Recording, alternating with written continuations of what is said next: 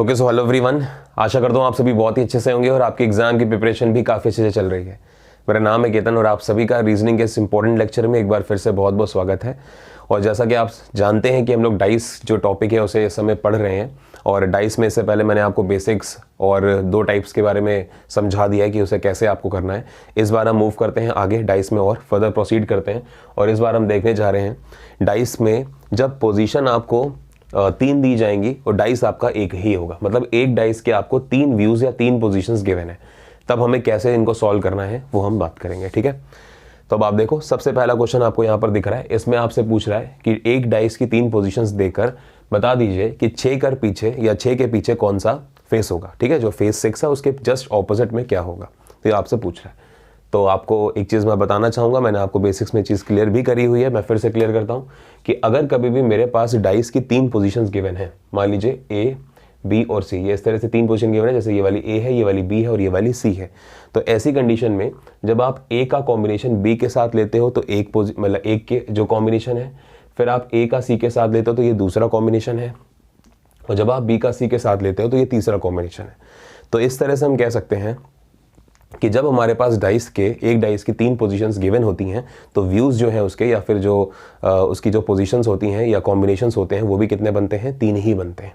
ठीक है, तो जब 3 पोजीशंस हैं तो फिर उसके कॉम्बिनेशंस भी 3 हैं, मतलब अगर पोजीशंस कितनी 3 तो उसके कॉम्बिनेशंस भी कितने 3। ठीक है, ऐसे ही मैं आपको जब इसके बाद वाला पार्ट समझाऊंगा तो वहाँ पे मैं ये चीज़ आपको समझाऊंगा कि अगर पोजीशंस कभी दी गई हैं 4 तो कॉम्बिनेशंस बनते हैं कितने 6। ठीक है, ये आपको पता होना चाहिए। तो मैं आपको नेक्स्ट वाले पार्ट में ये चीज़ क्लियर करूंगा। फिलहाल अभी आपको ये समझना है कि अभी हमारे पास डाइस एक है और उसकी व्यूज़ या पोजीशंस 3 हैं, तो ऐसी कंडीशन में कॉम्बिनेशंस भी कितने बनेंगे, ऑफ कोर्स 3 ही बनेंगे। ठीक है, तो समझते हैं कि कैसे। देखिए, अगर हम बात करें पहले और दूसरे डाइस में, तो मतलब पहले और दूसरी पोजीशन में, तो आपको यहाँ पर क्या कॉमन दिख रहा है, आपको कहोगे सर 4 कॉमन दिख रहा है, तो हम 4 से उठा सकते हैं क्वेश्चन को। देखिए 4 के बाद जब आप क्लॉकवाइज चलोगे, आपको ये मेथड पता है। ठीक है, मैंने आपको टाइप नंबर 1 में ये चीज़ समझाई है कि हम कैसे मूव करते हैं, है ना। तो 4 के बाद क्या आ जाएगा 5 के बाद आ जाएगा 1, उसके बाद जब आप देखोगे तो 4 के नीचे 4 है, फिर 3 आ जाएगा, उसके बाद 6 आ जाएगा। तो हमें पूछ रहा है कि 6 के पीछे क्या होगा, तो 6 के पीछे क्या आएगा, देखिए यहाँ पे 1 आ रहा है। ठीक है, आगे चलते हैं। जब हम पहला और तीसरा डाइस लेंगे, यानी कि 4 5 1 और इधर 6 2 5 है, तो आपको दिख रहा होगा कि 5 कॉमन है, तो 5 के बाद 1 है, 1 के बाद 4 है, 5 के नीचे ऑफ कोर्स आपको 5 लिखना पड़ेगा, फिर 6 आएगा और फिर 2 आएगा। हम कैसे मूव कर रहे हैं, हम क्लॉकवाइज मूव कर रहे हैं। ठीक है, तो यहाँ से भी 6 के पीछे क्या आ गया, 1 आ गया। अब आपको पता होना चाहिए कि भाई कॉम्बिनेशंस 3 बन सकते हैं, 3 में से ऐसे 2 कॉम्बिनेशंस हैं जिन पे आंसर क्या आ रहा है, 6 के पीछे 1, तो आपका आंसर क्या हो जाएगा, 6 के पीछे 1। तीसरा कॉम्बिनेशन मन है तो चेक कर लो, नहीं मन है कोई बात नहीं। ठीक है, फिर भी मैं आपको चेक करवा देता हूँ। देखो, जब हमारा अब अगला जो कॉम्बिनेशन है वो है सेकंड और थर्ड वाला, तो क्या आपको दिख रहा है यहाँ पर, देखो 6 कॉमन है ना, तो 6 के बाद आ जाएगा 4 के बाद 3, फिर 6 के नीचे 6, फिर 2 और फिर 5। अब आप देखो 6 के नीचे 6 तो हो नहीं सकता, तो कोई नंबर होगा दूसरा, तो ऑफकोर्स यहाँ पे क्या मिसिंग है, 1 मिसिंग है ना, तो 6 के पीछे बचा हुआ नंबर ही होगा ऑफकोर्स, जो कि होगा 1। तो तीनों कॉम्बिनेशंस में आप देख रहे हो कि 6 के पीछे क्या आ रहा है, 1, तो आंसर क्या होगा हमारा, 6 के पीछे होगा 1। क्लियर है। तो इस तरह से हमने अपने इस कॉम्बिनेशन को कंप्लीट किया, इस क्वेश्चन को कंप्लीट किया। चलिए मूव करते हैं नेक्स्ट क्वेश्चन की तरफ। क्वेश्चन नंबर 2, देखिए ध्यान से। इसमें आपसे पूछ रहा है कि बता दो ट्राइंगल के पीछे कौन सा यहाँ पर सिंबल होगा। ठीक है, ट्राइंगल के पीछे कौन सा फेस है वो आपसे पूछा जा रहा है।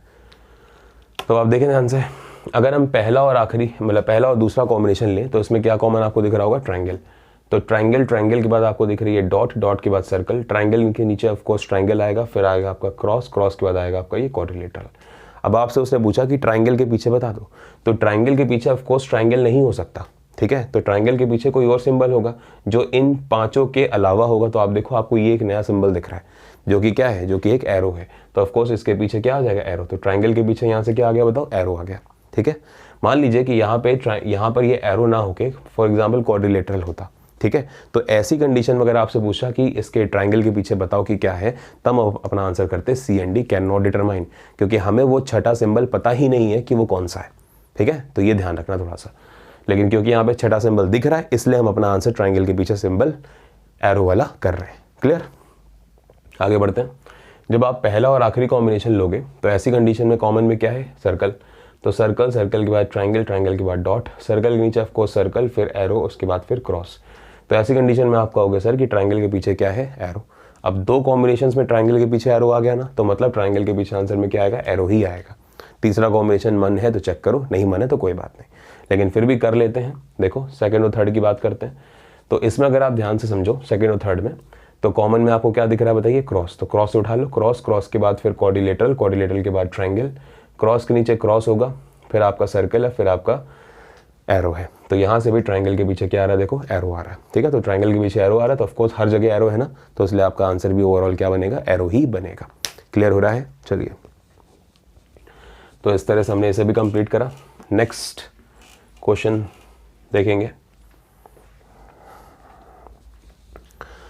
देखिए FAD है, ECF और DAB है। इसमें आपसे पूछ रहा है बताओ कि B के पीछे क्या होगा, है ना। तो B के पीछे जब आपसे पूछ रहा है तो आप देखो, अगर हम इन दोनों कॉम्बिनेशंस की बात करें, ठीक है, तो क्या आ रहा है देखो, F के बाद अगर आप चलोगे तो D है, D के बाद फिर आपका A है, यानी कि FDA। F के नीचे आपको क्या मिलेगा, F ही मिलेगा ऑफकोर्स। उसके बाद फिर C है, फिर क्या है, E है। तो F, C और E।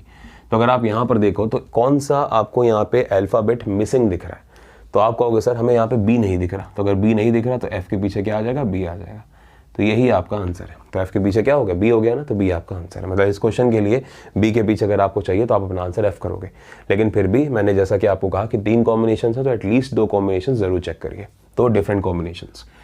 अब आप पहला और आखिरी की बात करोगे, ठीक है। तो FAD है, DAB है, तो कॉमन में क्या दिख रहा है, देखो आपको कहोगे सर यहाँ पे हमें 2 कॉमन दिख रहे हैं, AD और वहाँ पर भी AD। तो ऐसी कंडीशन में रूल क्या कहता है, रूल ये कहता है कि जब किन्हीं भी डाइस की 2 पोजीशंस पर कोई 2 फेस कॉमन है, तो अनकॉमन जो फेसेस होते हैं वो आपस में ऑपोजिट होते हैं। सिर्फ यही हम बता सकते हैं। तो अगर पहले और आखिरी में देखें तो AD कॉमन है ना, तो ऐसी कंडीशन में हम ये बोलेंगे कि F के पीछे क्या आएगा, F के पीछे B आएगा। इसको ध्यान रखो। तो F के पीछे यहाँ से क्या हो गया बताओ, B हो गया। समझ में आ रहा है? क्लियर हो गया ये पॉइंट आपको? तो F के पीछे क्या है, B है। इसके बाद देखो, अगर हम आखिरी वाला कॉम्बिनेशन चेक करना चाहें, मतलब ये दोनों, तो अगर ये दोनों कॉम्बिनेशन चेक करते हैं तो ECF, D और B, है ना। तो अब इनमें कुछ कॉमन आपको दिख रहा है, आप कहोगे सर इसमें तो कुछ कॉमन ही नहीं है। तो वो डाइस जिसमें दोनों ही पोजीशंस में कुछ भी कॉमन नहीं आ रहा, तो वो डाइस मेरे लिए यूजलेस है, मैं उसको यूज़ ही नहीं करूँगा। तो ऑफकोर्स ये यूज़ करेंगे नहीं, तो मेरा आंसर अभी भी क्या है, B के पीछे F। ठीक है, क्लियर हो गया? चलिए, ईजी है बहुत, और डाइस का एक क्वेश्चन हर बार आता है, एक्सपेक्टेड है, मोस्ट एक्सपेक्टेड। ठीक है, नेक्स्ट क्वेश्चन देखिए। अगले क्वेश्चन की अगर हम बात करें तो 1 2 3 है, 4 3 5 है, 6 5 2 है। इसमें आपसे पूछेगा बताइए कि 1 के पीछे क्या है ना, 1 के पीछे इसमें पूछ रहा है आपसे। तो अगर हम इन दोनों कॉम्बिनेशंस की बात करें तो देखो क्या कॉमन आपको दिख रहा है, 3। तो 3 3 के बाद 2 2 के बाद 1, फिर 3 3 के बाद 4 4 के बाद 5, यही बनेगा, है ना। तो अब आपसे पूछ रहा है कि 1 के पीछे क्या है, तो 1 के पीछे क्या निकल रहा है, यहाँ से 5 निकल रहा है। एक कॉम्बिनेशन में तो 1 के पीछे 5 आ रहा है। अगले कॉम्बिनेशन की बात करते हैं, देखिए ध्यान से। अगर हम पहला और आखिरी कॉम्बिनेशन ले लें तो इसमें क्या कॉमन है, देखो 2 कॉमन है। तो 2 1 और 3, 2 5 और 6, ये इस तरह से हो गया ना। तो 1 के पीछे अभी भी क्या आ रहा है, 1 के पीछे अभी भी 5 आ रहा है। तो 2 कॉम्बिनेशंस में 1 के पीछे 5 हो गया ना, तो मतलब आपका आंसर हो गया कि भाई 5 ही होगा 1 के पीछे। आगे तीसरा देखने की जरूरत नहीं है, बट फिर भी देख लेते हैं क्योंकि अभी आप सीख रहे हैं। अगर हम सेकंड और थर्ड कॉम्बिनेशन की बात करें तो इसमें अगर आप देखो तो कॉमन में आपको क्या दिख रहा है, 5। तो अगर 5 दिख रहा है तो 5 के बाद आप उठाओगे तो 3 4 है, 5 के बाद फिर 6 और 2 है।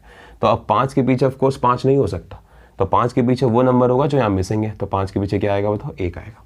क्लियर है? तो यहाँ पर भी 5 के पीछे 1 ही आ रहा है, तो 1 के पीछे ऑफकोर्स क्या बन जाएगा, 5। ठीक है, तो उम्मीद करता हूँ कि इस तरह से ये जो चारों क्वेश्चन हैं आपके नेक्स्ट टाइप के, ये अब आपको समझ में आ गए होंगे। ठीक है, ये क्वेश्चंस एक्सपेक्टेड होते हैं, यहाँ से पिछली बार पूछे गए हैं क्वेश्चंस एग्जाम में, तो आगे आने वाले ईयर्स में जब आप अपना एग्जाम दोगे तो भी मोस्ट एक्सपेक्टेड है यहाँ से क्वेश्चंस। ठीक है, तो उम्मीद करता हूँ कि पॉइंट क्लियर हो रहे हैं। जितने भी कंसेप्ट हमने आपको पढ़ाए हैं अभी तक डाइस के, वो सब क्लियर हैं। आप रिवीजन करते हो और पुराने जो टॉपिक्स अपलोड किए जा चुके हैं उनको आप पढ़ते रहिए, क्वेश्चंस की प्रैक्टिस करिए, मॉक टेस्ट्स लगाइए। अगर आपको तब भी लगता है कि कोई पर्टिकुलर क्वेश्चन में आपको डाउट है तो आप मुझे व्हाट्सएप कर सकते हैं। This is my number, it's 7052 88 7799. Okay, my name is Ketan. Okay, so you can get me on this particular number by using your WhatsApp, या फिर आप मुझे कॉल कर सकते हैं इस तरह से। ठीक है, तो मिलते हैं भाई नेक्स्ट पार्ट में, जिसमें हम बात करेंगे जब एक डाइस की 4 पोजीशंस होंगी और उसमें कॉम्बिनेशंस बनेंगे 6। ठीक है, तो वो कैसे करेंगे सॉल्व क्वेश्चंस को तब देखेंगे। ठीक है, तब तक के लिए thank you, good luck, have a nice day, keep studying.